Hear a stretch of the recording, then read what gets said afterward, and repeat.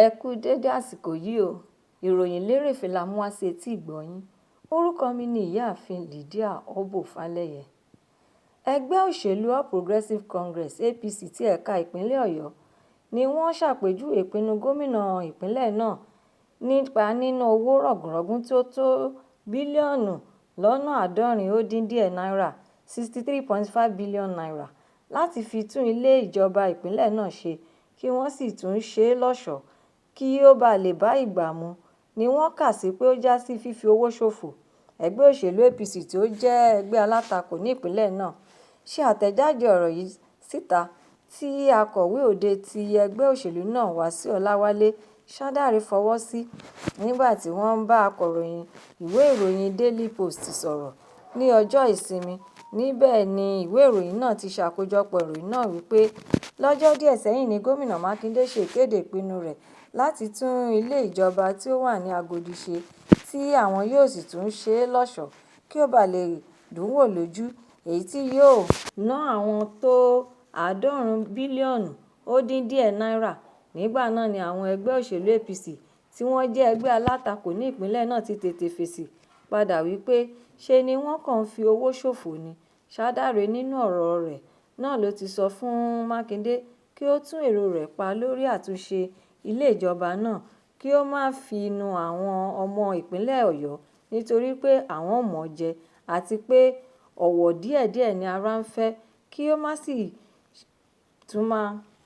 fi ẹ̀gbin lo àwọn àpọ́nlé ni ara àwọn ń fẹ́ o. Àwọn ẹgbẹ́ òṣèlú náà wá tẹ̀síwájú nípa ṣíṣe àlàyé wípé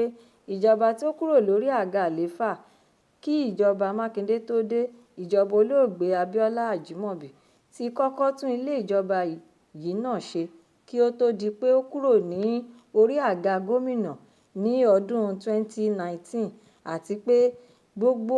ọ̀rọ̀, ìwà àti ìhà tí gbogbo ọmọ ìpínlẹ̀ Ọ̀yọ́ ń gbé síta jákèjádò ìpínlẹ̀ náà ni àwọn ń gbọ́, tí àwọn sì tún rí lórí ìpinnu tí gómìnà ìpínlẹ̀ náà ṣe lóríṣiríṣi, èyí tí ó já sí pé ọ̀nà àti ṣòwò ìlú báṣubàṣu ni wọ́n ń tọ̀. Wọ́n tún wá ṣàlàyé síwájú nínú ọ̀rọ̀ wọn wípé ohun tí ó ya àwọn lẹ́nu ni pé gbogbo àwọn ènìyàn tí wọn kò kọbi ara sí ọ̀rọ̀ àwọn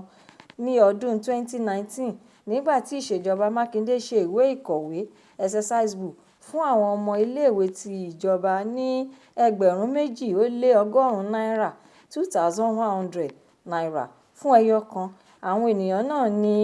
aṣáájú tí ó kọ́kọ́ kígbe síta láti tako ìpinnu gómìnà Mákindé. Wọ́n tún wá fi kún ọ̀rọ̀ wọn wípé ohun tí ó wá ba gbogbo ọ̀rọ̀ gómìnà náà jẹ́ ni pé kò lè ṣàlàyé owó tí ó fẹ́ ná sórí àtúnṣe ilé ìjọba náà dáradára, nítorí pé ìjọba Ajímọ̀bí ti ṣe àtúnṣe ilé náà débi wípé ó jọjú ní gbèsè tí ó sì tún bá ìgbà mu. Ẹ̀kúnrẹ́rẹ́ ìròyìn náà wà nínú ìwé ìròyìn Daily Post. Ìwé ìròyìn Punch ti ṣe àkọsílẹ̀ ìròyìn wípé àwọn ìpínlẹ̀ 11 kan ti bẹ̀rẹ̀ sí ní ṣe àmúlò òfin ètò ìlànà tí ìjọba àpapọ̀ ṣe àlàkalẹ̀ rẹ̀ nípa bí àwọn darandaran yóò ṣe máa ṣe ìtọ́jú àti darí àwọn ẹran wọn, èyí tí yóò dẹ́kun ìjà tí ó máa ń wáyé láàrin darandaran àti àwọn àgbẹ̀. Àwọn ìpínlẹ̀ kọ̀ọ̀kan ti fún àwọn darandaran ní ilẹ̀ àti ibi tí wọn yóò ti máa sin ẹran wọn, tí wọn yóò sì tún máa tà á, tí àwọn mìíràn tún ṣe ìlérí láti fún wọn nílẹ̀. Àwọn ìpínlẹ̀ mìíràn sì tún ṣe òfin tí yóò máa tọ́ àwọn darandaran náà sọ́nà bí wọn yóò ṣe máa ṣòwò ẹran wọn àti ìtọ́jú rẹ̀. Àwọn ìpínlẹ̀ tí ó ṣetán láti tẹ̀lé ètò ìlànà ìjọba náà ni ìpínlẹ̀ Èkó, Plateau, Ondo, Zamfara, Bauchi, Delta, Niger,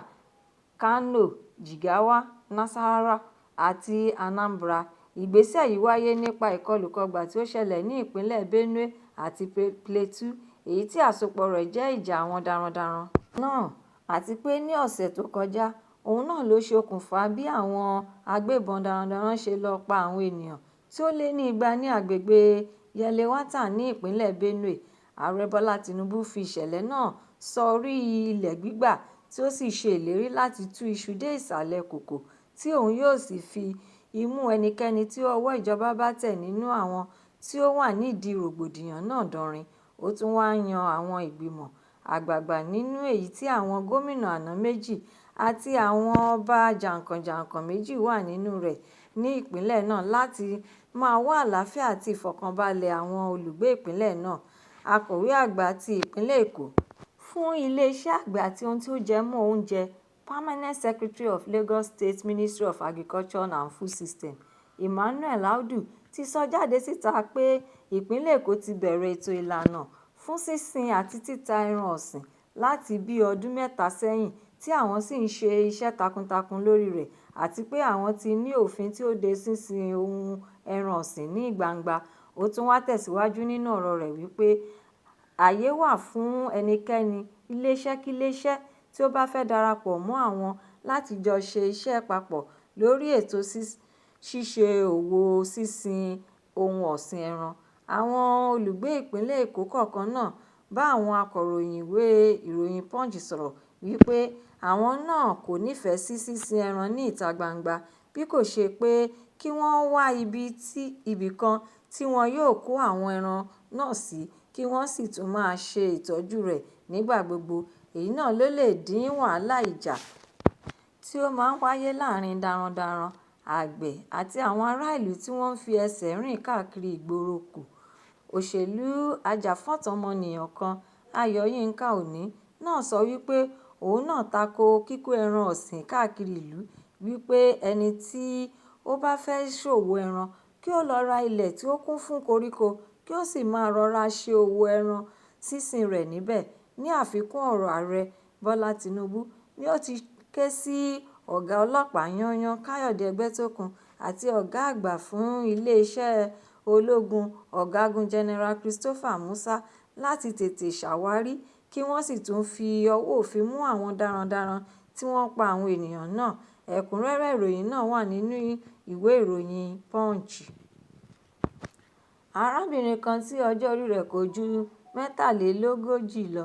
ẹni tí ó ń ṣe iṣẹ́ ṣíṣojú àti ara lóge, Mary Adékọ̀yà, ní iléeṣẹ́ àjọ tí ó ń rí sí gbígbé egbòogi olóró National Drug Law Enforcement Agency (NDLEA) fi ọwọ́ ṣìnkún òfin mú ní ibùdókọ̀ òfurufú ti Muritala Muhammed International Airport ti ìpínlẹ̀ Èkó. Nígbà tí wọ́n yẹ àpò ìfàlọ́wọ́ rẹ̀ wò, wọ́n rí egbòogi olóró tí ó tó ìwọ̀n kílò 20 nínú rẹ̀. Adarí ètò ìròyìn àti òfin, Director Media and Advocacy NDLEA ti olú iléeṣẹ́ wọn ní ìlú Àbújá, Fẹ́mi Babáfẹ́mi, ni ó sọ síta gbangba ayé wípé ọwọ́ tẹ afurasí obìnrin náà ní ọjọ́ Ajé nígbà tí ẹ̀rọ tí àwọn máa fi ń ṣe àyẹ̀wò náà tú àṣírí rẹ̀ síta bí àwọn ṣe ń yẹ àpò ìfàlọ́wọ́ rẹ̀ wò nígbà tí ó fẹ́ wọnú ọkọ̀ òfurufú ti Qatar Airways tó ń lọ sí orílẹ̀-èdè India tí yóò gba ọ̀nà Doha. Nígbà náà ni àwọn tú àpò náà wò ni àwọn rí egbòogi olóró náà nínú rẹ̀. Nínú ọ̀rọ̀ tí arábìnrin Adékọ̀yà náà sọ ni ó ti ṣàlàyé pé ọrọ̀ ajé ni òun bá lọ tí òun sì wá díbọ́n wípé òun lọ sí orílẹ̀-èdè India láti lọ ṣe iṣẹ́ abẹ tí òun yóò fi yọ oyún ìju tí ó wà nínú ikùn òun ni. Ẹ̀kúnrẹ́rẹ́ ìròyìn eléyìí náà wà nínú ìwé ìròyìn The Nation. Bíṣọ̀bù ti ìjọ Àgùdà Archdiocese ti ìlú Onitsha ti pe gbogbo onígbàgbọ́ tòótọ́ tí ó wà ní agbègbè ìpínlẹ̀ náà láti ṣe ètò àkànṣe àdúrà fún orílẹ̀-èdè Nàìjíríà lápapọ̀ kí Ọlọ́run bá wa fòpin sí ìtàjẹ̀sílẹ̀ àti ìpakúpa tí ó ń wáyé káàkiri lórílẹ̀-èdè yìí. Ìpè yìí wáyé nígbà tí ìjọ Anglican Communion Diocese ti ìlú Amici kígbe tantan síta wípé orílẹ̀-èdè yìí wà lára orílẹ̀-èdè àgbáyé tí Ọlọ́run fi oríṣiríṣi ohun àlùmọ́ọ́nì tí ó pọ̀ jíǹkì rẹ̀ tí a kò sì mọ̀ ọ́ lò rárá. Èyí ló mú kí gbogbo bíṣọ̀bù ìpínlẹ̀ Anambra, Enugu àti Ebonyi kéde ọjọ́ Ẹtì, èyí tí ó jẹ́ 20 oṣù kẹfà June 20 gẹ́gẹ́ bí ọjọ́ ètò àkànṣe àdúrà àti ààwẹ̀. Nínú ìwé tí wọ́n kọ jáde láti fi kéde ọ̀rọ̀ yìí tí Archbishop ti ìlú Onitsha, Ọlọ́lá jùlọ ẹni ọ̀wọ̀ Valerian Okeke, ẹni tí ó jẹ́ alága, àti bíṣọ́ọ̀bù ti ìlú Abakaliki, ọlọ́lájùlọ Peter Chukwu, tí òun náà jẹ́ akọ̀wé, fọwọ́ sí, ni wọ́n ti bu ẹnu àtẹ́ lu gbogbo ìpànìyàn ní ìpakúpa tí ó ń gba orílẹ̀-èdè yìí kan káàkiri, ní pàtó èyí tí ó wáyé ní ìlú Yelewata ní ìpínlẹ̀ Benue àti Ẹ̀há-Àmúfù ní ìpínlẹ̀ Enugu. Ìwé kíkọ náà ni wọ́n fún ní àkòrí wípé "Àdúrà lórí fífi òpin sí ìtàjẹ̀sílẹ̀ ní orílẹ̀-èdè Nàìjíríà", tí wọ́n sì wá ń ṣàpèjúwe ìpànìyàn náà gẹ́gẹ́ bí ìwà tí kò jọ ti ọmọ ènìyàn, ìwà dúdú, ìwà ẹranko àti bẹ́ẹ̀ bẹ́ẹ̀ lọ. Nínú ìwé kíkọ náà ni wọ́n ti wá ké sí ìjọba àpapọ̀ wípé kí wọ́n tètè wá ọ̀nà láti fi òpin sí ìtàjẹ̀sílẹ̀ náà nítorí pé àwọn ọmọ orílẹ̀-èdè Nàìjíríà wà nínú àìní ìfọ̀kànbalẹ̀ àti àìní ààbò tó péye, tí ọ̀pọ̀lọpọ̀ sì ń gbé nínú inúfu ohun àyàfu. Ẹ̀kúnrẹ́rẹ́ ìròyìn eléyìí náà wà nínú ìwé ìròyìn Vanguard. Ìròyìn lérèfé tòní kò ní jù báyìí lọ. Ẹ ṣé tí ẹ̀ ń tẹ́tí gbọ́ mi. Ẹ pàdé mi fún àkọ́tún ìròyìn lérèfé mìíràn lọ́la láṣẹ Èdùmàrè. Ẹ má ṣe aláìlọ kàn sórí YouTube channel ti ìròyìn lérèfé, kí ẹ sì tún subscribe kí ẹ bá lè ní àǹfààní láti máa gbádùn rẹ̀ síwájú àti síwájú sí i. Ẹ ṣé tí ẹ̀ ń tẹ́tí gbọ́ mi. Ẹ máa yáṣẹ́ o. Ó dàbọ̀.